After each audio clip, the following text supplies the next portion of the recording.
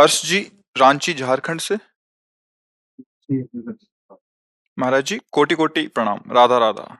महाराज जी, मैंने जो कुछ भी भगवान से मांगा उन्होंने देर सवेर दे दिया। ये मेरा प्रारब्ध था। अगर मेरा प्रारब्ध इतना अच्छा था तो इस जन्म में मैंने देह मोह में आके व्यभिचार जैसा पाप क्यों किया? मैंने पुण्य कर्म ही क्यों नहीं किए? महाराज जी, मैं अपने ऊपर ईश्वर की बनाए हुए प्रारब्ध नहीं भोगना चाहता, कृपया मार्गदर्शन करें। तो विवेक एक ऐसा है जो आपको बचा सकता है। विवेक जानते हो, उससे परिचय हुआ है? विवेक का तात्पर्य होता है बुद्धि के निर्णय को ठीक से देखना।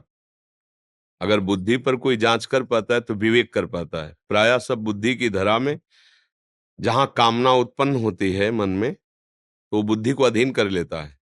और बुद्धि जब तक दस्तखत नहीं करती तब तक कि मन कुछ नहीं कर सकता। और वो 1 सेकंड से भी कम हिस्से में बुद्धि से दस्तखत करा लेता है और फिर वो भ्रष्ट आचरण में चला जाता है। अभी अंदर से भगवान की शरणागति तो हुई नहीं है। बट जो अंदर की बात है, पहले हृदय से स्वीकार करो कि मैं भगवान का हूं, अंदर से। इसके बाद विवेक से देखो कि ये जो मन की मांग हो रही है, ये धर्मयुक्त है कि नहीं। अगर नहीं, तो अपनी बुद्धि को भगवान के बल से युक्त करके ऐसा शासन करो कि वो दस्तखत न करने पावे। जब तक मन को बुद्धि की स्वीकृति नहीं मिलेगी, तब तक वो कुछ नहीं कर सकता। अब मन है जन्म जन्मांतरों से विषयों का गुलाम। जो चाहे वो देखे, जो चाहे वो सुने, जो चाहे वो सूंघे, जो चाहे वो भोगे। मना खष्टान इंद्रियाणि प्रकृति स्थानि कर सते। अब विवेक बल सत्संग के द्वारा भगवान के भजन की कृपा से जो विवेक प्राप्त हुआ कि ये नहीं करना चाहिए। प्रारब्ध पशुओं की बात है, समझे ना। अब जो प्रारब्ध में वो भोगेगा, हम पशु नहीं हैं, हम मनुष्य हैं। हमारे अंदर भगवान ने विवेक दिया है।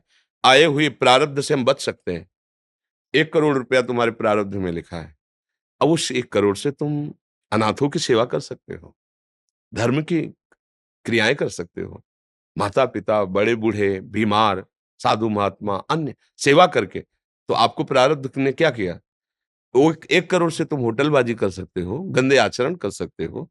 तुमने क्या किया? विवेक के द्वारा अपने प्रारब्ध को ऐसा ऊंचा उठा दिया जो भगवत आराधना के रूप में बदल गया। अब हम खूब चाहते हैं कि ऐसा हो जाए, नहीं हो रहा है। प्रारब्ध मुझे गिरा रहा है, नहीं गिरा पाएगा। मेरे प्रभु की इच्छा है इससे भी कुछ और अच्छा होना। स्वीकार करो अंदर तत्काल। और वो प्रारब्ध जो बुरा आया ना, इतना भी नहीं बिगाड़ पाएगा, क्योंकि उसके बीच में प्रभु को ले आए। तो प्रभु हैं सब लोगों के महेश्वर। वो ऐसा कुछ होने ही नहीं देंगे जिससे तुम्हारा पतन हो जाए, जिससे नाश होता क्या है कि हम लोग छोटे बच्चे जैसे खिलौने में नहीं रच जाते। ये मुझे चाहिए, बस चाहिए, बस चाहिए। तो जैसे माता नहीं कि उसे देना तो नहीं चाहती थी, वो चाहती थी कि तू मेरी गोद में आकर बैठ और मेरा अमृत में दुग्ध पान कर। पर वो बहुत हठ कर रहा है, तो इशारा कर देती पति को, माँ पिता को। ये बस ऐसे ही कुछ हालत हमारी है। जब हम बहुत हठ करते हैं कि मुझे भोग चाहिए, तो इशारा हो जाता है कि बच्चा है, चलो। वो तो चाहते हैं कि सर्व भोगों का त्याग कर महाआनंद भोग आओ, हमारे माँ सुख में निमग्न हो। पर हम लोग अल्प बुद्धि वाले हैं, तो दृश्य भोग विषयों को देखकर उन्हीं के भोगने की इच्छा कर लेते हैं। इसमें ना भगवान की प्रेरणा समझो और ना इसमें कोई प्रारब्ध की प्रबलता समझो। इसमें बुद्धि की हीनता है। यदि इतना प्रारब्ध प्रबल हो तो भगवान ये आदेश नहीं कर सकते हैं कि इस मनुष्य जीवन से केवल मेरी प्राप्ति करो। क्योंकि भैया प्रारब्ध के अधीन अगर होगे, प्रारब्ध में भगवान तो मिल जाओगे। नहीं तो भैया नहीं होगा, क्योंकि प्रारब्ध कोई देवता नहीं है, हमारे किया हुआ पूर्व का कर्म है। और हम चाहें तो ऐसे कर्म करें कि उस प्रारब्ध को विनाश कर सकते हैं, नए भाग्य की रचना कर सकते हैं। तभी तो मनुष्य शरीर मिला है। तो इसलिए थोड़ा संभलो। हमारा प्रारब्ध में बुरा आचरण आया, हम कर गए, ये विवेकहीनता से होता है। प्रारब्ध में इतनी सामर्थ्य नहीं होती। इसमें हमारी कामना होती, वासना होती, हमारी इच्छा होती, और हम स्वीकृति दे देते हैं कि भैया प्रारब्ध में था इसीलिए संयोग बना। ये केवल अज्ञान है। हर प्रारब्ध का आप विनाश कर सकते हो। आपके पास नाम जब है, ऐसा है वो जैसे बोर्ड उसमें पेंसिल से लिखा जाता था ना, इतनी बड़ी रबड़ सी आती थी, ऐसे करो मिट जाए ये नाम, वो जो भी लिखा है सब मिट जाएगा। आप भजन परायण रहो और सत्य मार्ग का अनुसरण करो, धर्म से चलो। जो गंदी बातें मन में प्रेरणा आती है, विवेक के द्वारा उसे रोको। जहां तक रोक सकते हो। अगर गलती हो जाती है तो आप प्रभु हैं, उनसे फिर प्रार्थना करो, फिर आगे संभल करके चलो। पर उसको ऐसा न ले जाओ कि ये प्रारब्ध था। नहीं नहीं, ये मेरी गलती थी।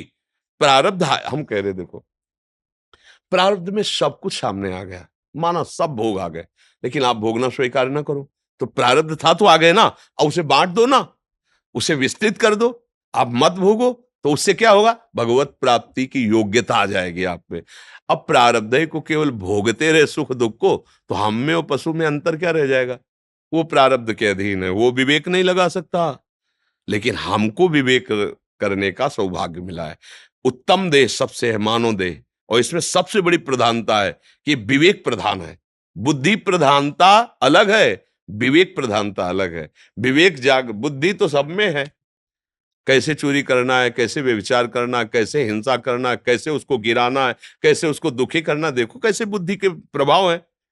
लेकिन विवेक, कैसे अपने को बचाना और कैसे उसको बचाना है, कैसे अपने को सुखी रखना, कैसे सबको सुखी रहे, ये विवेक है। ये हो जाए बस काम बन गया। साधु संग से, भजन से, शास्त्र स्वाध्याय से, पवित्र आचरण से यही विवेक सुरक्षित रहता है, बढ़ता रहता है। और जब विवेक बढ़ जाता है तो ये भगवान का स्वरूप हो जाता है, यही ब्रह्म अनुभव करा देता है। समझ पा रहे हो जी?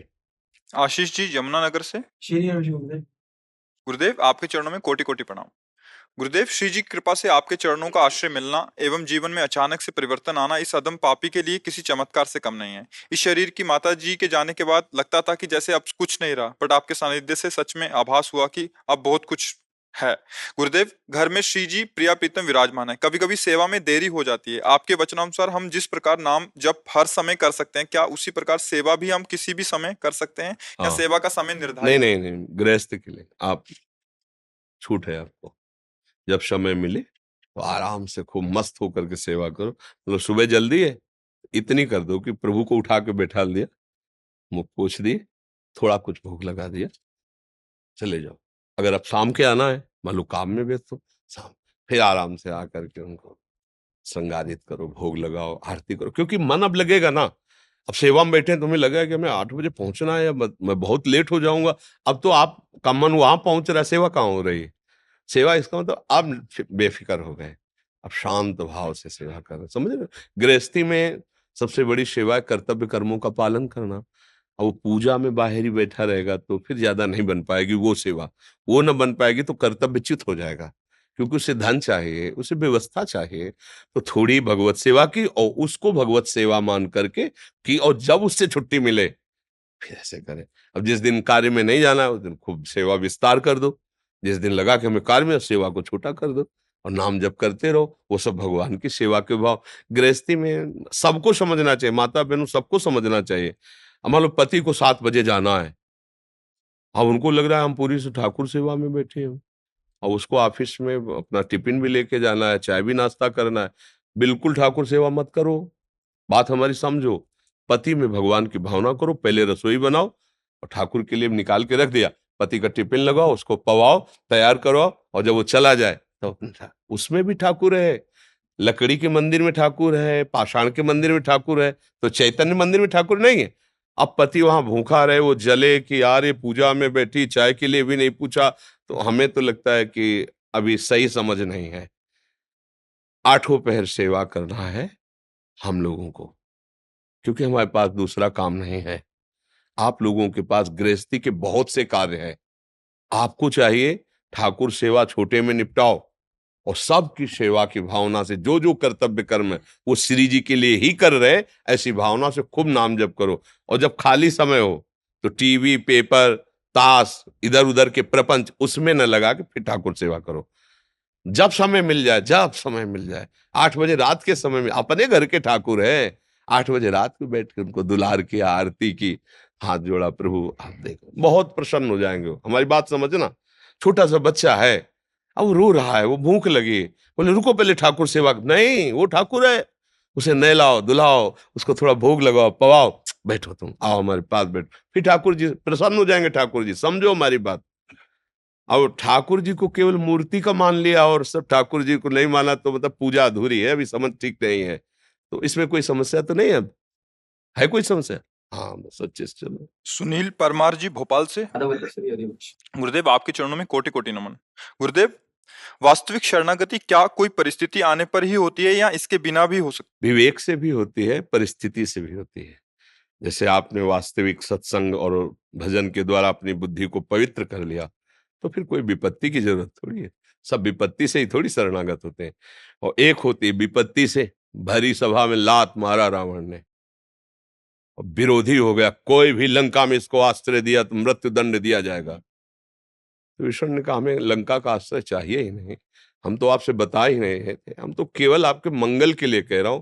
वो क्या, हृदय से मैं भगवान श्री राम से प्रेम करता हूं। आप कोई मेरी निंदा ना करे कि मैं अपने भाई का विरोध करके जा रहा हूं, मुझे लात मारा जा रहा है, भगाया जा रहा है, तो अब मैं भगवान की शरण में जा रहा हूं। जब देखता है जीव कि अब कोई आश्रय नहीं रह गया, तो फिर पुराने दोस्त की याद आती है। वो पुराने दोस्त प्रभु ही है, हरि ही है। पर कुछ घटनाओं से शरणागति होती है और कुछ विवेक से होती है। दोनों में एक ही बात होती है। अब जब आसपास देखा कोई सहयोगी नहीं, तब याद आ गए भगवान। जैसे गजेंद्र ने देखा कोई नहीं बचा सकता, ग्राह मार देगा, तो पुकारा श्री हरि, बचा लिया। द्रौपदी ने देखा कोई मुझे नहीं बचा सकता, सभा में निर्वस्त्र कर दी जाऊंगी, पुकारा गोविंद, गोविंद वस्त्र बन करके। एक आंतरिक शरणागति होती है, जो भारी विपत्ति में जब समझ में आता है कोई मेरा नहीं, तो हृदय से आर्त भाव से हे हरि मैं आपका हूं। और एक विवेक से होती है, विवेक से अहमता ममता का नाश करके उसने देखा कोई मेरा नहीं, एकमात्र परमात्मा ही है, अंदर से शरण हो। दोनों को गति एक ही होगी, पर दो इसकी प्रक्रियाएं, एक विवेक के द्वारा शरणागति होना और एक जो है विपत्ति के द्वारा। ऐसी समस्याओं में फंस गया, आपकी कोई रास्ता नहीं, एक ही रास्ता है श्री भगवान। अब वो भगा भगवान की तरफ, मंगल हो गया, कैसे भी भगे। और एक है कि उससे सत्संग के द्वारा पता चला संसार नाशवान झूठा, और विवेक बढ़ा, और होए विवेक मोह भ्रम भागा, तब सब विषय विलास विरागा। मोह गए बिनु राम पद होई न दृढ़ अनुराग। मोह का नाश हुआ, भगवान की शरणागति हो गई। विपत्ति में सब आश्रय छूटा, अब कोई सहयोगी नहीं, मुझ दीन अनाथ का अब कोई सहयोग कर, हे हरि हे करुणा, हो गई शरणागति। समझ पा रहे आप? हाँ। पूजा जी। गुरुदेव आपके चरणों में नमन। गुरुजी, मेरे शरीर का पुत्र 4 वर्ष का है, उसके स्कूल में गायत्री मंत्र प्रार्थना में नित्य होती है। महाराज जी मैं क्या करूं, हमारी अनन्यता में इसमें कोई वो तो नहीं? नहीं, आप अपने हृदय की बात देखो। अनन्यता पहले समझो, अनन्यता किसे कहते हैं। हम आज कौन सा चरित्र गा रहे थे, सुना है? हाँ, अनन्यता का मतलब अभी बताया नहीं। जब सर्वांग दृष्टि से देखो तो उसी हाथी का वर्णन हो रहा है, किसी और कर ले, और समझो हमारी बात। सो अनन्य गति जाके यस मति न टरे हनुमंत, मैं सेवक सचराचर रूप स्वामी भगवंत। मेरा प्यारा सब में समाया हुआ है, कोई अलग नहीं, एक क्षण भी। बाहर से हम उसी की चर्चा करेंगे, लेकिन प्यार उसी रूप का करेंगे जो हमें गुरुदेव ने दिया है। मंत्र हम वही जपेंगे जो गुरुदेव ने दिया है। अब मान लो ऑफिस में है, कोई भी कार्य उसको करना पड़ता है। किसान है, किसानी करेगा, वो अनन्यता में। यही थोड़ी कि हमें केवल श्री जी की पत्रावली बनानी है। अरे कोई फौज में है, कोई व्यापार है, कोई नौकरी है, हमें सेवा मिली, हर तरह से इसकी बुद्धि को आकर्षित करके मेरे में लगाओ। हमको जो सिद्धांत समझ में आएगा, जो मार्ग समझ में आए, उससे घसीटेंगे और घसीट के ले आएंगे प्रिया प्रीतम में। बस अनन्यता का भाव ये कि हमारे यहाँ दूसरा नहीं है। और उस महापुरुषन ने सब रस गायो, देखनो ये है कि उनको हियो कहाँ ठहरानो, उनका हृदय कहाँ आसक्त हुआ है। तो जैसे माँ हो, आप अपनी भक्ति को पुष्ट करो। अब बच्चा है, गायत्री मंत्र उच्चारण कराया जाए। कभी अब राष्ट्र में सेवा में, मान लो आर्मी में चला गया, तो अब तुम कहोगे उसको पंडिताई सिखाओगे, उसको भक्ति, उसकी वो भक्ति है, वहां हिंसा ही भक्ति होगी। जो सामने वाला शत्रु हम पर आक्रमण कर रहा है, हमारे देश, हमारे धर्म की तरफ, तो फिर उसका नाश करना ही हमारी भक्ति होगी। उस समय थोड़ी कि अगरबत्ती लगाना रहे, दौड़ करके प्राण बलिहार करते हुए देश में आक्रमण करो उस पर। तो भक्ति का अलग अलग स्वरूप है, पर हम सब कर उसी के रहे। देखो, किसी आर्मी वाले से पूछो क्या बोलेगा, जय हिंद। तो हमसे पूछोगे तो क्या बोलेंगे, जय हिंद। सबसे पहली हमारी भक्ति तिरंगे को प्रणाम करना है। हम हिंदुस्तानी हैं, सबसे पहले हम हिंदुस्तानी हैं, भारतवासी हैं। हमें कुछ भी सेवा मिली, अपने भारत की सेवा कर रहे हैं। कोई भी आ जाओ, सबका स्वागत है। और जो हमने आनंद लिया है गुरु प्रदत्त, उसी का तुम भी आनंद लो। जहां चलना है वहीं चलो, लेकिन हम हैं कौन? हमारे आगे क्या लगेगा? भारतवासी तो लगेगा, हमारे दूसरे देश का नाम थोड़ी आ जाएगा। तो हमारी भक्ति किसके लिए है? अपने देश के लिए है, हमारे जन जन के लिए है। हमारा पूरा परिवार विश्व है, पर हमारा निजी घर कौन सा है? भारत है, निजी घर भारत है।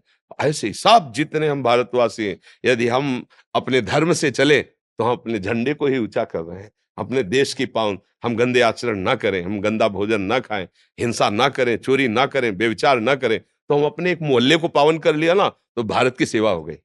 एक घर को पावन कर लिया, एक व्यक्ति को पावन, भारत की सेवा हो गई। जैसे वो पूरे देश की रक्षा के लिए प्राण बलियार के, हम देश की पावनता को सुरक्षित, हम अपने ही घर गंदा किए, अपने ही मोहल्ला गंदा किए, तो भारत का ही तो नाम है ना। कहीं बाहर अगर समाचार में जाएगा तो घटना में क्या आएगा? भारत में अमुक प्रदेश में अमुक ग्राम में ऐसा ऐसा हुआ, पहले भारत आएगा।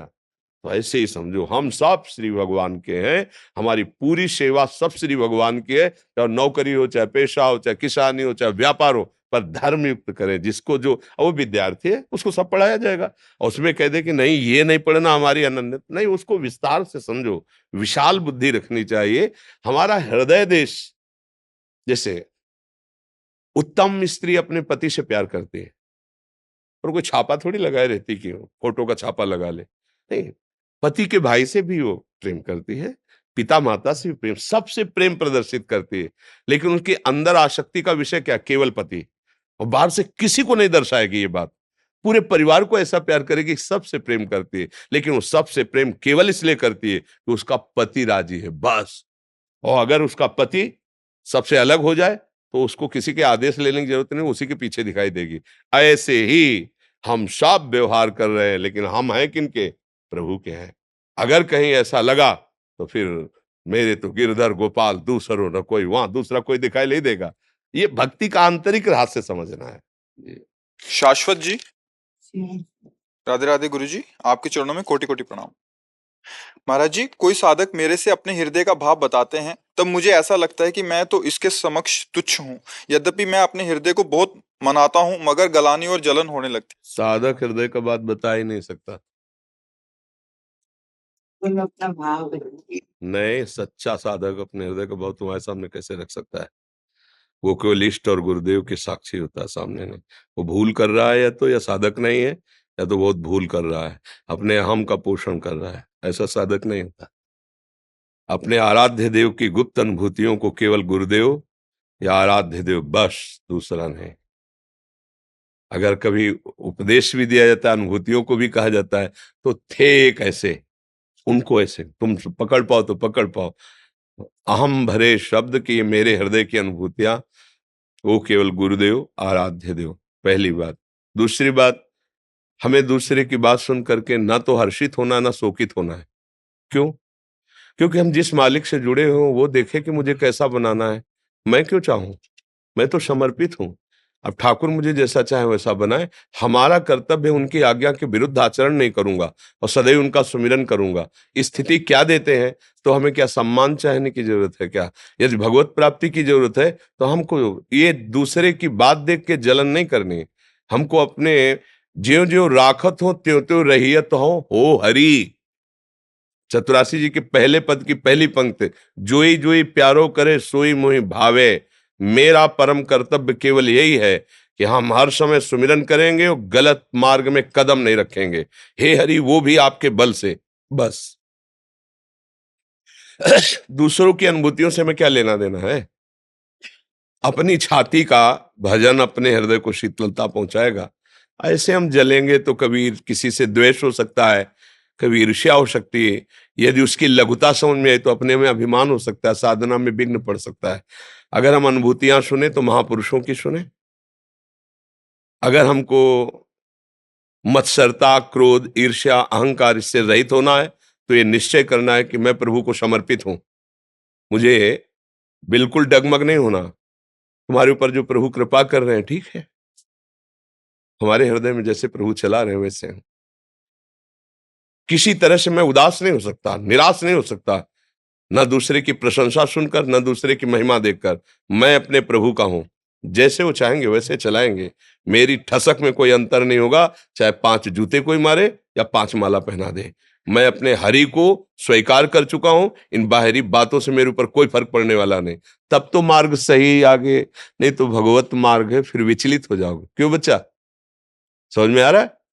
हाँ, भगवत मार्ग विचलित किसी के कहने सुनने में नहीं। नारायण स्वामी कह रहे, सुने न काहू की कही। हम जो भी बात करते हैं बच्चा, वो हमारी नहीं होती, वो किसी महापुरुष की होगी, श्री जी ने जो भेजा है वो बात होगी। मैं तो बिल्कुल ऐसा समझो साउंड मात्र बैठा है। नारायण स्वामी कह रहे, सुने न काहू की कही, कहे न अपनी बात, नारायण वा रूप में मगन रहे दिन रात, ना काहू सो बोलिबो ना कोई व्यवहार, अपनी कुंवरी किशोरी को जियत निहार निहार। अब बोलो क्या जरूरत है, हमें जरूरत क्या है किसी की, समझ रहे ना बच्चा? हाँ, जरूरत है विरह कमंडल कर लिए बैरागी दो नैन, मांगत दरस मधु करी छके रहत दिन रैन। हृदय में आग लगी है, कब मिलोगे कब मिलोगे, हर समय चाह है एक बार भर नेत्र दीदार करने की, यही मधुकरी है। मेरे नेत्र प्यासे हैं आपके रूप, जैसे मीरा जी कहती, दरस बिन दूखन लागे नयन, आह जब से तुम बिछड़े पिय प्रीतम, कबहु न पायो चैन, दरस बिन। हाँ, सही मार्ग पे आ गए। असंगो हम पुरुषा, संग तो सिद्ध महापुरुष का, नहीं तो असंग, नहीं संक्रामक बुद्धि हो जाएगी। वो अपना अनुभव होता है, कोई अपनी बात बताए, वो किस तरह का है, हमारी बुद्धि बदल जाए। नहीं, या तो शास्त्र सम्मत बात और या तो सिद्ध महापुरुष का वचन, नहीं तो नहीं। हमारी जो चल रहे उसे चलने दो। ये हम महापुरुषों की बात कह रहे हैं। सच्चाई से भगवत मार्ग में चलो, कहीं और से कृपा नहीं, यहीं से उत्पन्न होगी, यहीं बैठा है। सब लोगों को धारण करने वाला परम पुरुष परमात्मा यहीं छाती में बैठा है, यहीं हृदय में बैठा। उसे जागृत करो, उसे विवश कर दो, पर्दा हटा दे माया का, और सामने झांकी मिल जाए, दीदार हो जाए, निहाल हो जाए। यही है, सबसे पहले यही भगवत साक्षात्कार होता है, बाहर नहीं, यहाँ होता है। सबसे पहले वो हृदय में प्रकाशित होते, बस फिर तो जित देखो तित श्याममय, जिधर दृष्टि जाती उधर प्रीतम ही प्रीतम दिखाई देता है। और जब प्रीतम नेत्रों में बस जाता है तो फिर पी मूर्ति नयनन बसय तेहि रस रहाय समाय, ये लक्षण सुनि प्रेम के और न कछु सुहाय, और न कछु सुहाय फिर अपने मद मातो, कुटुंब देहते जाय छूट सब ही विधि नातो, जहां जहां पी की बात सुने खोजत तिन गहनन, आनंद में उमकता हुआ बस, उसे किसी के सुनने की जरूरत। अनुभूतियां तो हमारी स्वामिनी जो, हमारे लाल जो महाराज तो रेला कर देंगे, हृदय में आनंद का रेला। पर थोड़ा तो हम समर्पित हो ना, हमें किसी के सहयोग की, किसी के सुनने की जरूरत नहीं। जितना ज्ञान है उतना अभी चल दो तो सिद्ध हो जाओगे। किसी को भी, किसी को भी जितना ज्ञान है उतना स्वीकार कर लो। तुम्हें जितना ज्ञान है, तुम्हें उतने में तुम सिद्ध हो जाओगे। करके तो देखो। लेकिन दूसरे को उपदेश देना सहज है, अपने जीवन को उसमें उतारना बड़ा कठिन है। इसलिए असंग रहो और नाम मंत्र जपो, आगे अनुभूतियां खुद प्रकट होने लगेंगी। महाराज जी, कुछ भक्तों ने आपके श्रीमुख से नाम चाहा है महाराज जी। तो राधा वल्लभ श्री हरिवंश राधा राधा जपते हो आप, सबसे प्रार्थना है खूब नाम जप करो। बस सब कोई गंदे आचरण से बच जाओ, सुखी हो जाओगे। गंदे आचरण की व्याख्या करने की जरूरत नहीं, सब कोई जानते हो। धोखा मत दो, अपने आप को धोखा मत दो। गंदा संबंध मत करो, गंदी आदतें तुम्हारा नाश कर देंगी। किसी से बताने की जरूरत नहीं, तुम्हारा कर्म ही तुम्हें दंड देगा, दूसरा कोई दंड नहीं देता। कि कोई नहीं जानता है, चल रहा है, बिल्कुल नहीं, तुम्हारा नाश हो जाएगा। देख, कागज में शब्द में लिख लो, नाश हो जाए। ऐसा नाश होगा, ऐसी परिस्थिति में फंसोगे कि फिर निकल नहीं पाओगे। डरो इस बात से। जो गंदी बातें हैं मत करो। तुम गृहस्थ में हो, जितना अधिकार है अपने पति से प्रेम करो, अपनी पत्नी से प्रेम करो। नहीं हो पा रहा है, नहीं कर रहे हो तो संयम से रहो। व्यभिचार करने की जरूरत नहीं, पापाचार करने। ये मनुष्य जन्म ऐसा नहीं पशु पक्षियों जहां मनावे भोगो, जैसे मनावे खेलो, जैसे मनावे खाओ। जैसे बोले हमारा जीवन स्वतंत्र नहीं हो, ईश्वर के अधीन है, माया के अधीन है। ऐसे नहीं, धज्जियां उड़ जाएंगी, देख लेना। और जब विपत्ति का समय आता है तब केवल तुम भोगते हो, दूसरा कोई साथी नहीं होता, ध्यान रखना। इसलिए आचरण पवित्र रखो, नाम जप करो, भगवान सबका मंगल करेंगे। हमारी सबसे प्रार्थना है, मान लो जब तुम्हारा मन तुम्हें गलत सिखाता है उस समय तुम उससे लड़ो। नहीं लड़ पाए तो भगवान को पुकारो, कोई ऐसा पापाचरण मत करो जो तुम्हारे इस जन्म को व्यर्थ कर दे। आप समझ लो, ऐसी गलतियां होती हैं, आगे तुम्हें चांस नहीं मिलेगा जो अभी मिला है। आप यहाँ कहाँ बैठे हो? वृंदावन में। कहाँ? साधु समागम में। इससे बड़ा कोई लाभ होता है? अब तुम्हारी दुर्गति नहीं होनी चाहिए। साधु समागम का मतलब अब तुम्हारा जीवन आनंदमय, उन्नतिमय। अब बात एक को न मानो तो फिर मतलब क्या रह गया? फिर तो भगवान हृदय में ही बैठे, तुम्हारी दुर्गति कहाँ रोक रहे हैं? इसलिए खूब नाम जप करो, जाओ सब। राधा राधा। बाबा जय गिरिराज जी की। ओहो जय हो, जय हो बाबा गोवर्धन गिरिराज महाराज निहाल कर दिए, दर्शन दे के निहाल कर दिए। आओ अरे बाबा आपके जब तक दर्शन ना हो ना तो मन कछु ऐसा रे। आप हमारी श्राद्धा विराज बाबा बैठ जाए। गिरिराज जी की विशेष प्रसादी लाया, आप स्वीकार कर लीजिए। आया हमारे तो सौभाग्य, स्वीकार क्या कर ली? सौभाग्य है हमारे। माला पहरा बाबा।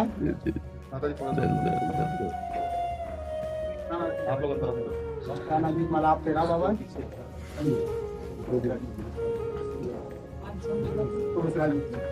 बाबा कुछ ये गंगा मैया जो मानसी गंगा है ना बाबा, जी जी जी, माथी प्रसादी है ये। अहो भाग्य, अहो भाग्य।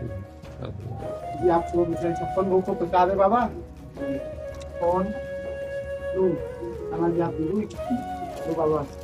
अब हम एक ही बात कह सकते हैं, तुम सन तात उऋण मैं नहीं।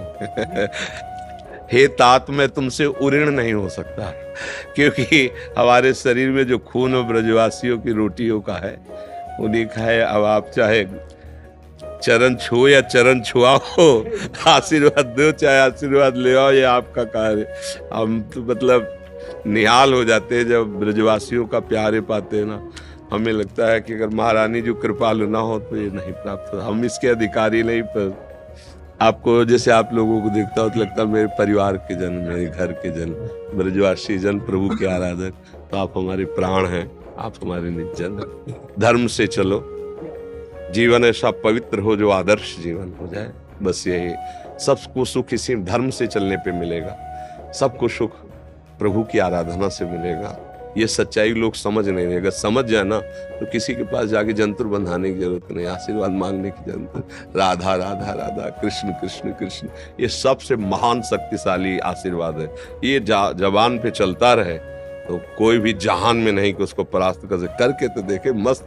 आप जिनकी सेवा में लगे हो ना, बहुत महान कार्य है ये। बस लगे रहो, चुपचाप लगे रहो, शांति से सब। मुझे बड़ी कृपा है। ऐसी कृपा करो, ऐसा आशीर्वाद दो, आपके दर्शन होते रहे। आप हमें दर्शन देते रहे। बाबा आपके दर्शन अगर रह जाए ना तो मन बढ़िया। जय गिरिराज जी की बाबा। जय जय गिरिराज।